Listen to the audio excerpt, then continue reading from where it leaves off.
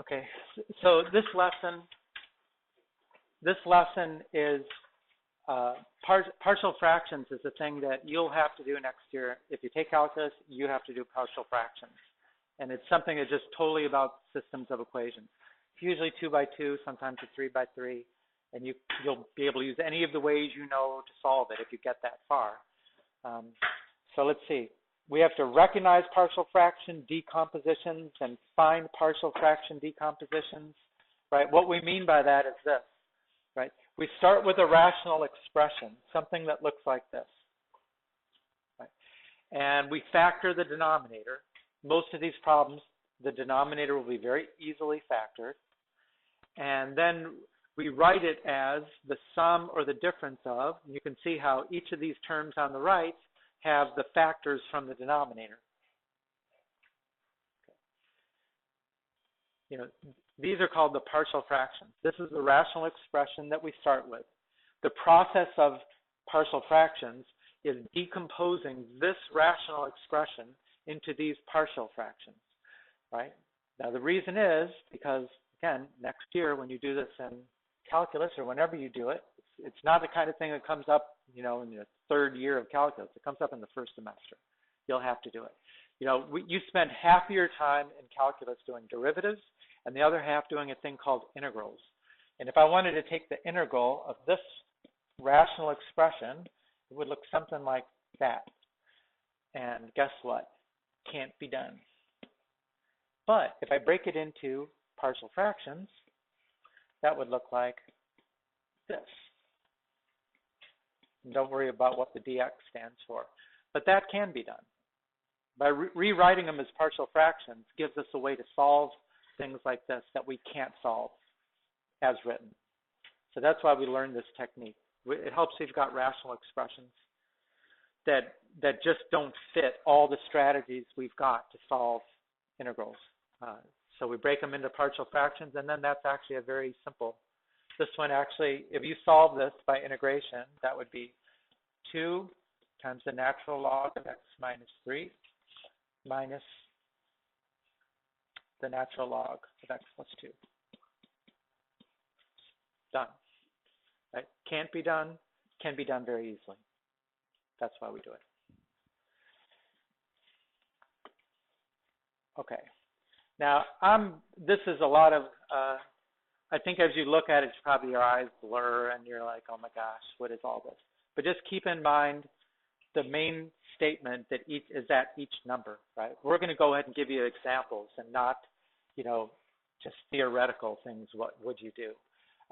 The number one is we only do this with proper fractions, meaning if the degree of the numerator is not less than the degree of the denominator, you got to do long division, and we'll do one like that. So they're not always. Most of them are not. Most of them you're just going to start on step 2 right here. So divide if the fraction is not proper. Proper means like in a fraction, like 3/4 is a proper fraction. 5/4 is not, because the numerator is bigger than the denominator. Okay. Second, factor the denominator. Then 3, we're going to make our linear factors, which are going to include some, it's the partial fractions with the linear factors as the denominators. We'll see that step. And then we'll see what happens if those factors are actually involve some quadratics. So again, we know what it means. Linear factor means it's going to be x plus something, x minus something. Quadratic factor would be x squared plus something or x squared minus something. So there's slightly different procedures for each one. Okay. So again, just keep in mind the basic 4 steps. Right? So this is the one I already gave. Distinct linear factors. Okay, so first of all, is this a proper fraction? Is the degree of the numerator less than the degree of the denominator? Yes, right? It's x to the first here, and it's x squared there, so that's good. We don't need to do any long division to start. Okay, second, what was the second step? Factor the denominator, right? So this one factors pretty easily, right? That's x plus 7 divided by x minus 3 times x plus 2. Okay, these are distinct linear factors. I think what they mean by the distinct is they're just there once, because we're going to get to repeated factors, but this one is where they're just there once. Okay, so we already know what we're going to get when we solve this problem, but when you start a partial fractions problem, you know the denominator of the partial fractions because that comes from here. You don't know the numerator. So you're going to write two partial fractions and just use letters to represent the numerators. A over x minus 3 plus b over x plus 2.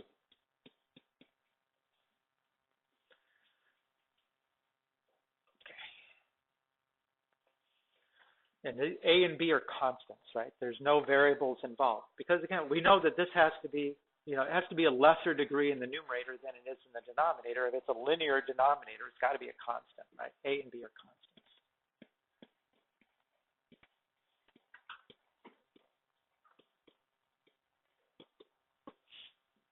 Okay, now if I wanted to use what I know about adding rational expressions to add these two up, then I need a common denominator, right? How do we make common denominator? Well, usually we find all the factors of those denominators and we put them all together in one fraction. Well, that's kind of where we came from. So we know the common denominator, if I was adding these two, would be x minus 3 times x plus 2. Okay, what would I have to multiply the first fraction by so that it has the same denominator as the common denominator? X plus 2 over x plus 2, right? So you multiply x plus 2 over x plus 2. And what do I have to multiply the last one by so I have a common denominator? X minus 3 over x minus 3.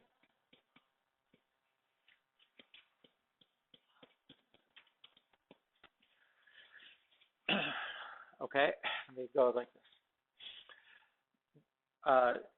All of them have the same denominator, right? It's kind of like one-to-one property for logarithms or exponentials. If they all got the same denominator, it must be the numerators are equal. So let's just make an equation out of the numerators. X plus 7 equals a times x plus 2 plus b times x minus 3.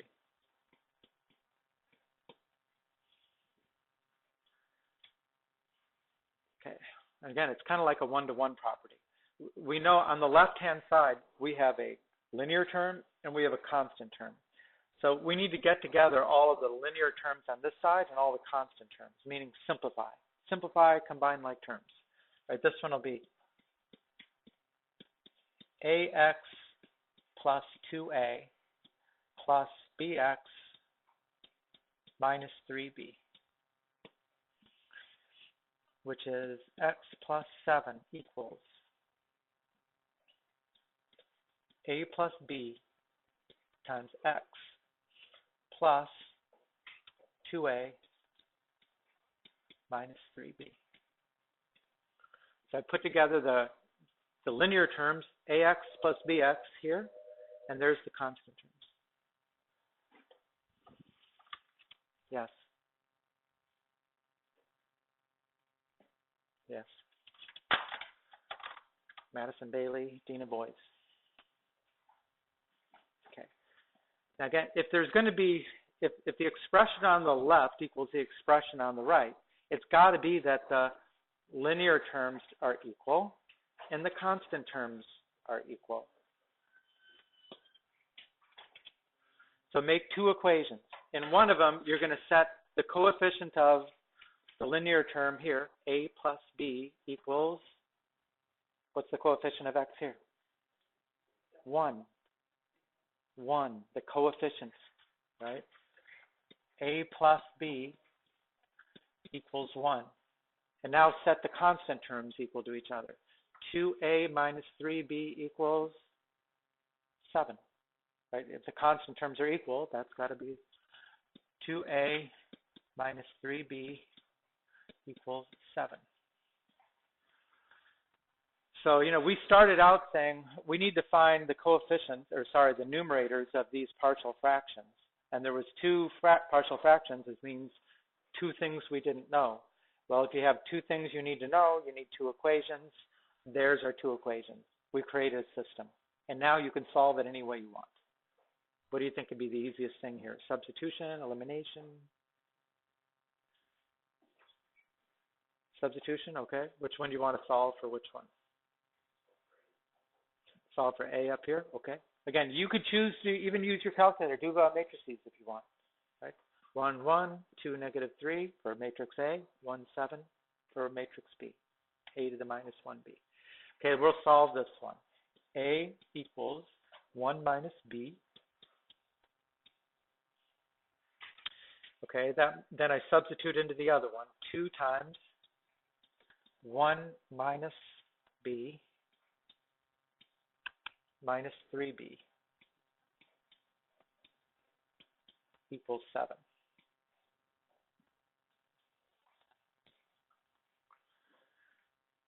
Okay, so this is 2 minus 2B minus 3B equals 7.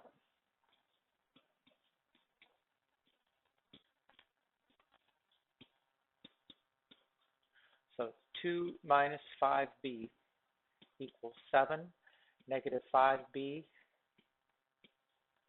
equals 5. So B equals negative 1. And then how do you find the A when you do substitution? You know, the result of your first step is the best place. Just plug it right back in there, right? A equals 1 minus B.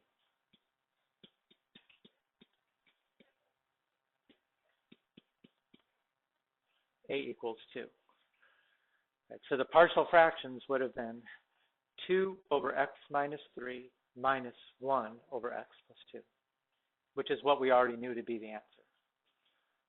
Let me see that.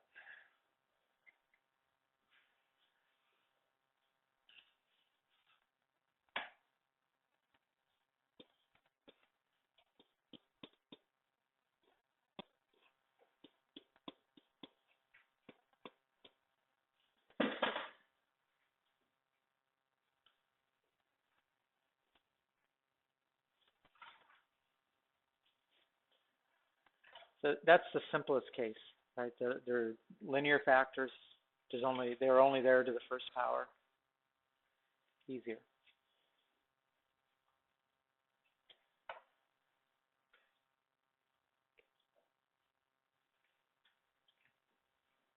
Are people still going? 5, 2, 6.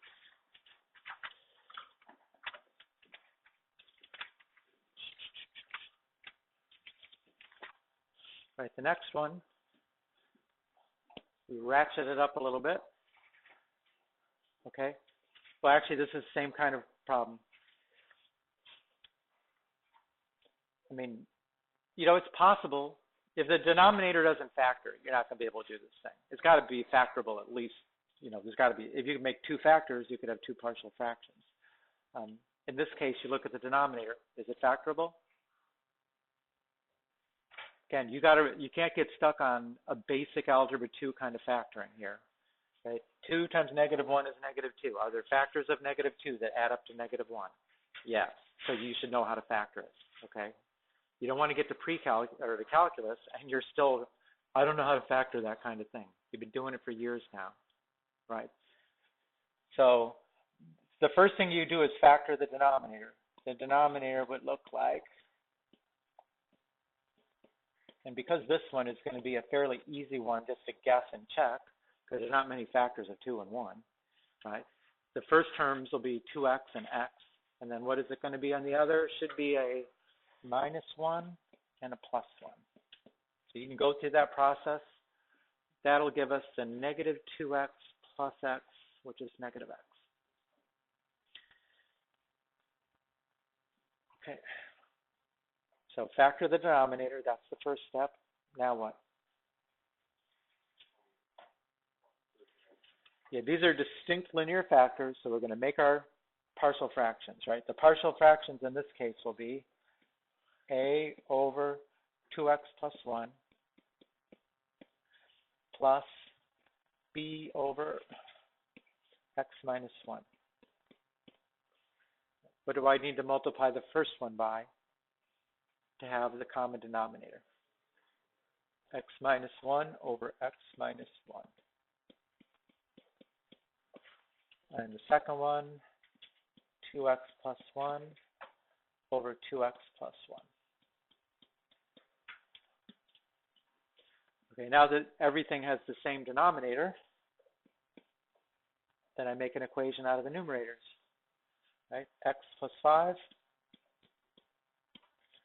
equals, and I'm gonna shorten this up just so I don't get such a busy slide like last time.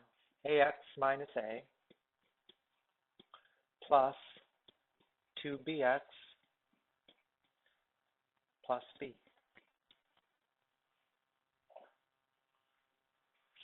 Right, then get all the, I mean, if you don't have to write a line where it shows the x terms next to each other and the constants next to each other. I mean, you can just go right to the, we know that the coefficient here on x is 1. So it should be A plus 2B equals 1. And negative A plus B equals 5.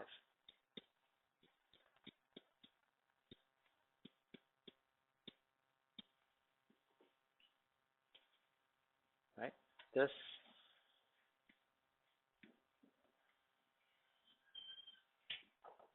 and this.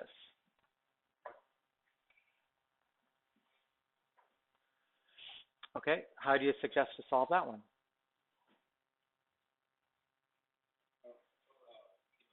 Elimination. It's already lined up, right? If you just add these two together, you eliminate the A. So by all means, do this. 3B equals 6. So B equals 2. And then you got to find the A. Which equation looks easier to solve for the A?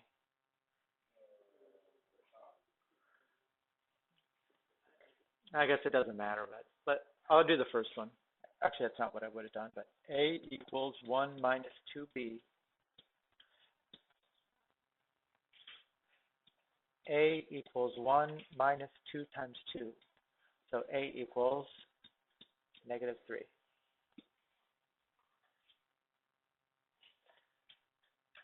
So now we've got the A and the B. That equals negative 3 over 2x plus 1. And that was a positive, right? Plus 2 over x minus 1.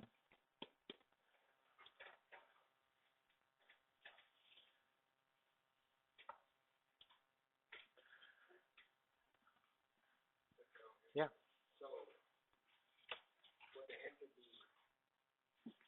That's the answer.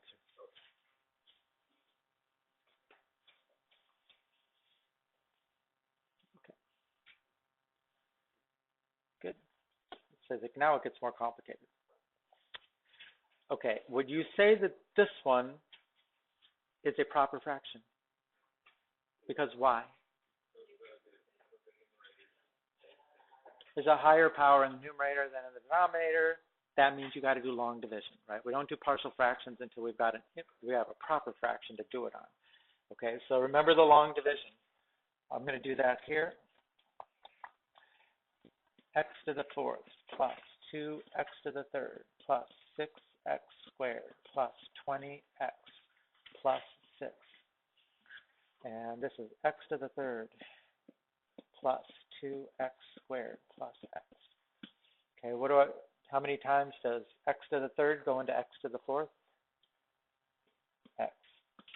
Right, now we've got x times this gives us x to the 4th plus 2x to the 3rd plus x squared. Subtract. 5x squared. Right, these two canceled each other out. Right, these canceled, these canceled. So now we've got plus 20x plus 6. Make sure that looks right before we go crazy. Yes.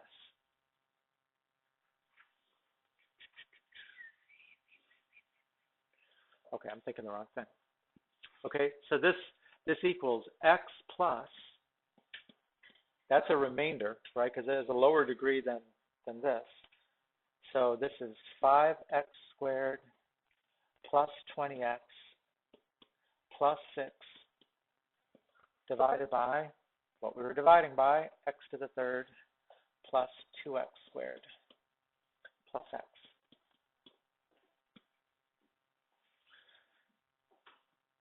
Okay, so the thing that we need to do the partial fractions on is this part right here, right? Because that's a proper fraction. Degree of the numerator less than degree of denominator, which is right there. So now we're going to do, we won't worry about the x. We're really just dealing with this fraction right here. So the first step is you got to factor the denominator. Let's see. How would I get started factoring that denominator? You got to factor out an x, right? So that would be x times x squared plus 2x plus 1. And then factor the x squared plus 2x plus 1. X plus 1 times x plus 1, which is x plus 1 squared, right?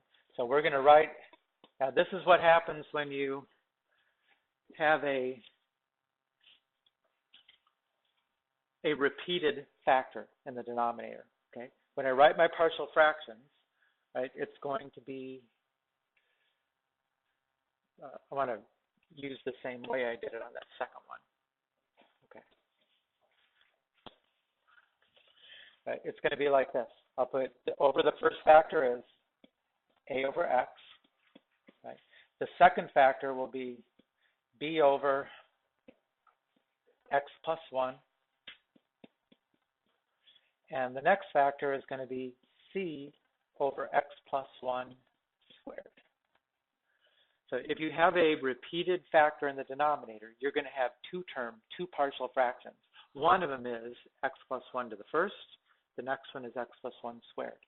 If that was x plus 1 to the third, you would have another one, which is x plus over x plus 1 to the third. Right? You got to have every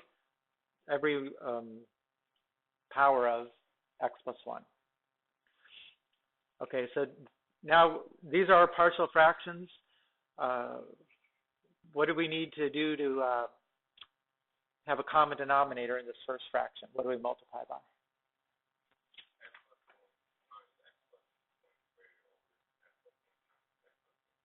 Well, we just talked about this one here, where you multiply x plus 1 squared over x plus 1 squared, right?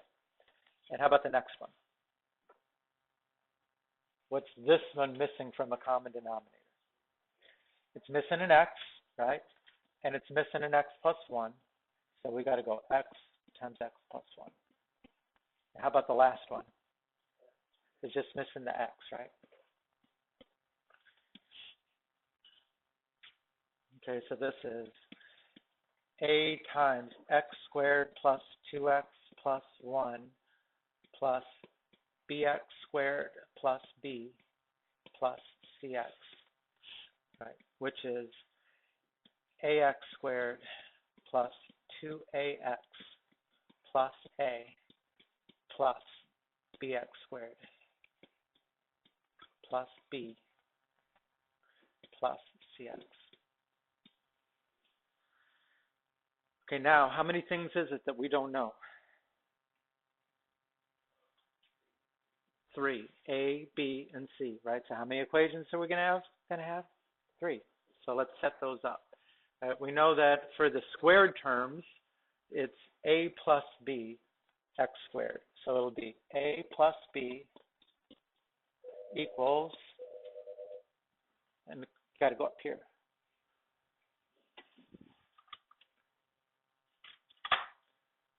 A plus B equals what? 5, right? The squared terms have to be equal, so there's your 5. Okay, for the linear terms, 2a plus c equals 20.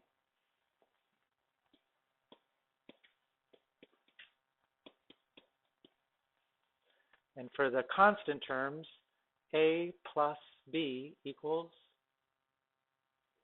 6. That's not right. What did I do wrong there? Clearly we did something wrong, because what's wrong? On the first line, we've got a plus b equals 5, and next I got a plus b equals 6. Where did I make that mistake? Ax squared plus bx squared. Bx squared plus bx. Oh, that's an x right there, isn't it?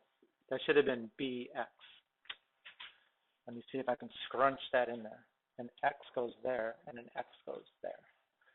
And that's going to change something there, isn't it? Well, the first one is still right. A plus b equals 5. But now it'll be 2a plus b plus c equals x. And then the last one, there's only one constant term. A equals 6.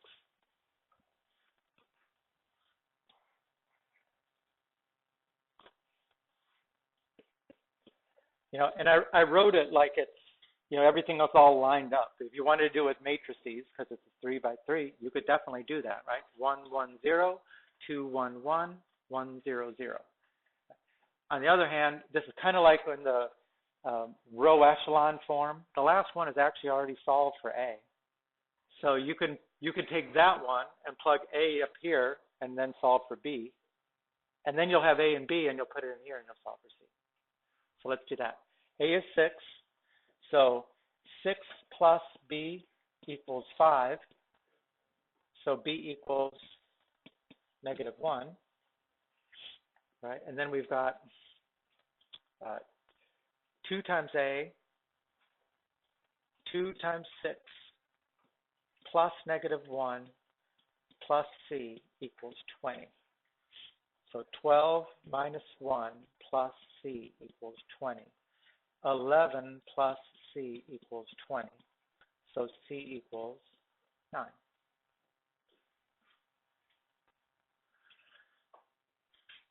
Okay, so here's our, let me take this all the way down there.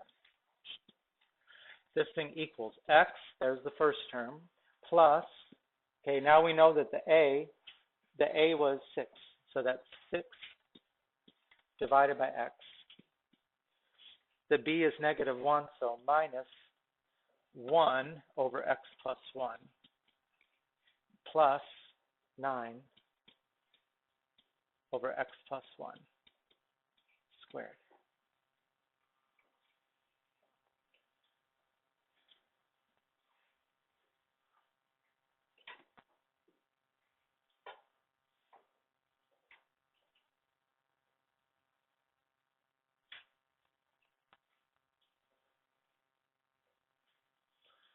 Good.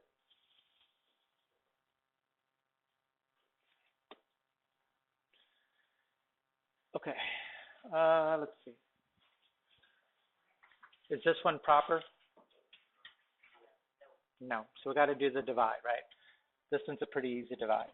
X to the 4th plus x to the 3rd plus x. Oops, what did I do wrong there? There's no x squared term. So when you do long division, what do you do when there's no x squared term? Plus 0 x squared plus x plus 4. And we're dividing that by x to the 3rd plus x squared. Okay, so that goes in x times. We have x to the 4th plus x to the 3rd. When you subtract, you get 0, right? 0 plus 0 plus, and this is all remainder, x plus 4. So that's plus x plus 4 divided by x to the 3rd minus x squared. Yeah. No, you don't need that. The ones at the end don't really matter, because as long as you could lining up everything, that's the main concern there. So now let's see. We're trying to do partial fractions on that last one. X plus 4 over x to the 3rd plus x squared. You can barely read that. Which is x plus 4 divided by x times x squared plus 1. Do I have all that right? Oh, that's incorrect. Sorry about that. It's actually a common factor of x squared times x plus 1.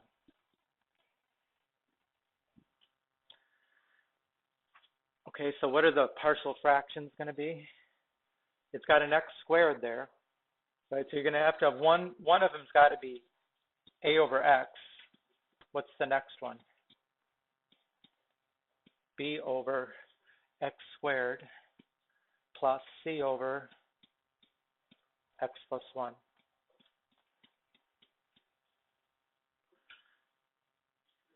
Yeah. You don't ever have to divide it all the way out. You just have to get it to equal across, right? Yes. I mean, there's nothing else to do. Right? We divided, that's it. Okay, now what do I multiply the first one by to have the common denominator? Okay, it needs one x and it needs an x plus 1. So x times x plus 1. That would give us x squared times x plus 1. How about the second one? X plus 1. How about the last one? X squared.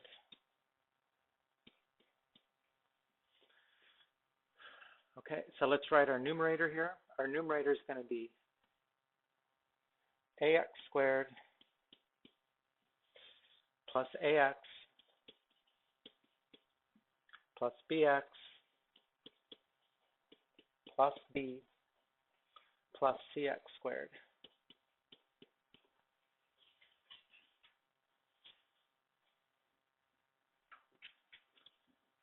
Okay, so this is a good one. Equals, and we know all that equals x plus 4. Right, that's the equation out of the numerators. Okay, now, there's not a squared term on the right. What does that make the coefficient of the squared term on the right? 0, right? So you're going to have to say that the a plus c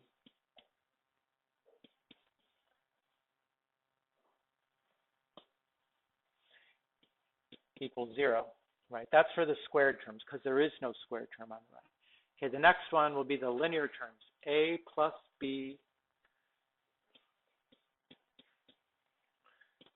equals 1. And the last one, b equals 4. So again, it's a 3 by 3, but you probably don't need to put that on the calculator. You're just going to back substitute right away. If the b is 4, what is a? Negative 3. Right. A is negative 3. And if a is negative 3, what is c? Right. So this thing equals x plus, where do we do this? A over x, negative 3 over x plus 4 over x squared plus 3 over x plus 1.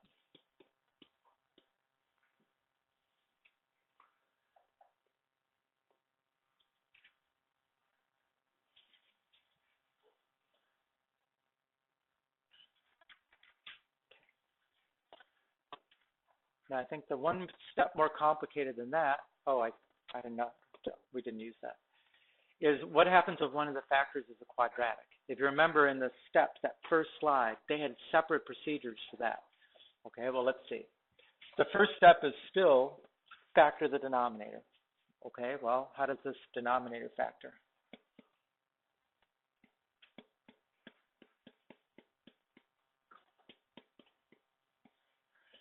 What's the common factor? X times x squared plus 4. Okay, can you factor x squared plus 4? No, it's not a difference in squares. It's the sum of squares. We don't have a factor pattern for that, right? So we're going to end up having a quadratic factor. So this is what it looks like when you have a quadratic factor, right? The first term, a over x. Right. The next term is bx plus c. over x squared plus 4. I mean, we know that the numerator has a lesser degree than the denominator. That could mean that it's a constant. It could mean that it has an x to the first term in it, right? If it's a constant, then the b will be 0. But we got to give it a chance that it could actually have a linear term. Okay, now what am I going to multiply the first one by in order to have the common denominator? X squared plus 4. X squared plus 4. What about the second one? X.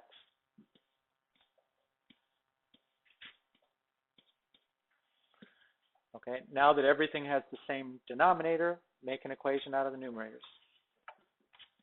So this will be ax squared plus 4a plus bx squared plus cx actually equals 3x squared plus 4x plus 4. Okay, now set up your three equations.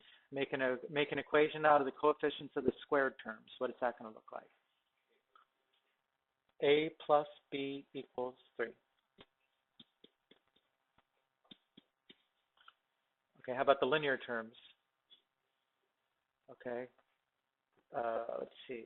C equals 4. And how about the constant term? Oh, that was wrong. Sorry. No, that was right. What about the constant term now? 4a equals 4. So we already know the C. The B, the A is what? 1. A is 1. And if A is 1, B is 2.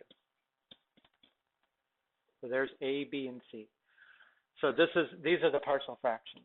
So we fill in the A. A was over x, so that is 1 over x plus B, 2x plus 4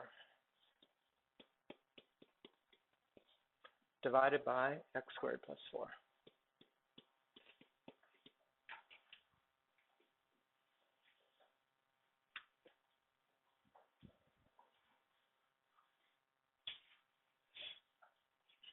Right, so that's the difference. If you got a quadratic partial fraction, right, then you're going to have to, instead of just putting a constant in the numerator, put a bx plus c or ax plus b or whatever, right? Right. One more time. Okay. Factor the denominator.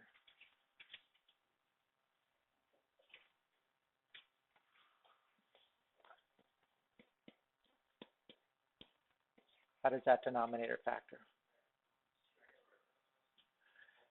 X times x squared plus 1. Okay, so what are our partial fractions going to be? A over x plus, because that's a quadratic factor, bx plus c divided by x squared plus 1. What do I multiply the first fraction by? X squared plus 1. X squared plus 1. Okay, what about the second fraction? X over x. Okay, make an equation out of the numerators. Ax squared plus a plus bx squared plus cx equals 2x squared minus 5. So it's 3 variables, we need 3 equations. What's the first equation? A plus b equals 2. That's the squared terms. How about the linear terms? Right? You see a cx here, but there's no x here, which means c equals 0. And then for the constant term, a equals negative 5. So if a is negative 5, b is 7.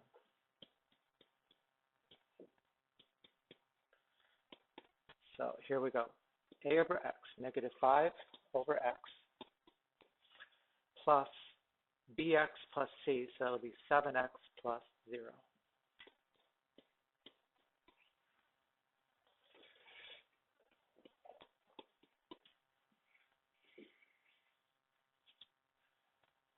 So that's it. That's partial fractions, which clearly systems. I mean, if you didn't have systems, you'd be looking at this going, I don't know what I'm supposed to do with that.